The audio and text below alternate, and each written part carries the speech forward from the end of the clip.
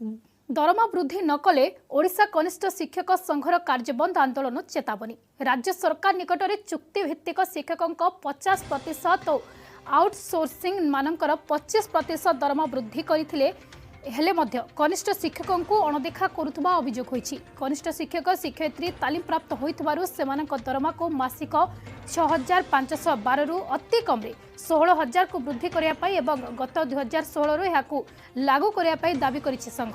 नचेत आसंता 29 तारिख रु अनिर्दिष्ट काल पाई कार्यबंद आंदोलन सह पंचायत निर्वाचन में 10,000 शिक्षक सेमानक परिवार और बंधुवर्ग भोट वर्जन करिवे बोली सांबादिक सम्मेलन में चेतावनी दैछन्ति।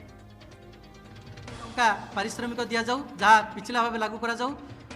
कॉन्ट्रैक्चुअल एमेंडमेंट रूल 2013 अनुसार कनिष्ठ शिक्षक मान सामान सुविधा सुजोग प्रदान कले आम सरकार उपकृत हबू। जदि सरकार आगामी 7 दिन भितर आम दाबी को ग्रहण करी जदि घोषणा न करती ताले आगामी 29 तारिख दिन ओडिशार समस्त कनिष्ठ शिक्षक हजार हजार मात्रा रे अहोरात्र धारणा देवा सह विधानसभा आगे प्रतिवाद करेंगे। एथिरे कौन प्रकार द्विमत नहीं, यह संघ स्थिरीकृत कर सारी।